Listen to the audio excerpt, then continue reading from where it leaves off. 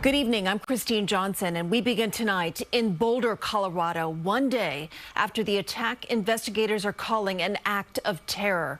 Today, officials said 12 people were hurt at the March for Israeli Hostages. The suspect, Mohamed Soliman, appeared in court. With a bandage covering the side of his face, he was charged with more than 40 felony counts.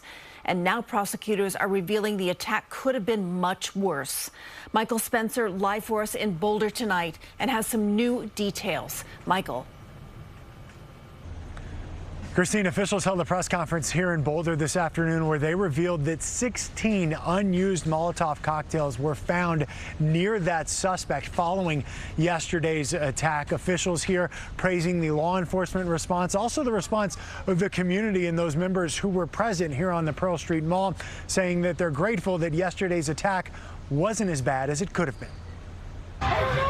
Authorities say the suspect in an attack on pro-Israel marchers in downtown Boulder had been planning his attack for a year. What the charges allege that he did was to throw Molotov cocktails at a group of men and women, some of them in their late 80s, burning them as they peacefully walked on a Sunday to draw attention to Israeli hostages. On Monday, Mohamed Soliman appeared in a Boulder courtroom sporting an orange jumpsuit.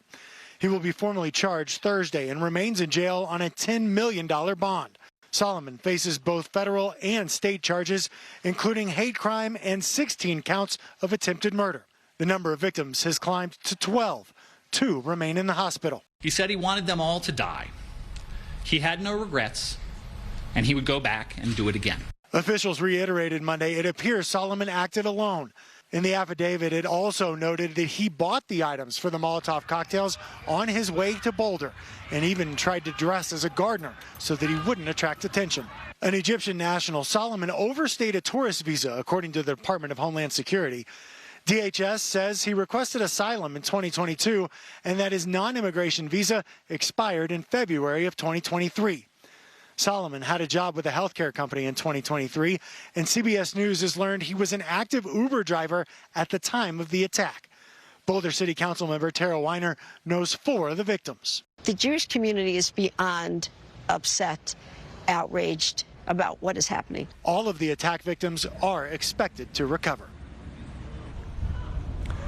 We were here on the Pearl Street Mall all afternoon, and it was pretty much business as usual. There was a very visible police presence, and as you can see behind me, some people did come and bring flowers at a bit of a makeshift vigil, if you will. There was also members of a local Boulder church who came here today right at about 7 o'clock just to gather, and I asked them, I said, why was this important for you to come out? They said, we want to let our Jewish brothers and sisters know that they are not alone and that hate like this will not be tolerated here in Boulder or here in Colorado. Christine. Community support, so important at this time. Michael Spencer, live for us in Boulder. Thank you for that update. And this attack in Colorado happened as Jews observe the holiday of Shavuot, celebrating the anniversary of the giving of the Torah. As Alan Devlin reports, people in our local Jewish community wish they could celebrate without fear. It's frustration, it's anger, and it's fear. It's those basic 3 things that are going on right now. In the first 24 hours since the fire attack on a march in Colorado calling for the release of Israeli hostages, members of the local Jewish community responding to what has been, so far, a holiday on edge. Had an effect without me scientifically polling on people thinking about going to synagogue or participating in Jewish activities again over the next couple of days and beyond. As many take time to celebrate Shavuot, many also second-guessing doing it publicly, and in response, security around synagogues and Jewish gatherings has been beefed up. The NYPD deploying high-visibility patrols and heavy weapons teams. We need to make sure that the community is safe. We need the help of law enforcement and the government to help ensure the safety and security of everyone, and at this moment, in particular, the Jewish community. And while protection is appreciated, some say it doesn't solve the problem at its core. It doesn't really address the risk to the Jewish community. What we're seeing are attacks outside of Jewish organizations. We're seeing are attacks on people on city streets.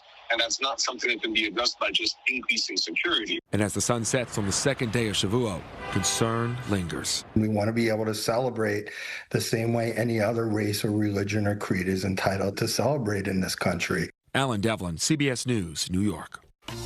As we learn more about the investigation, stay with CBS News New York. We will keep you updated on the air and also on our website, cbsnewyork.com.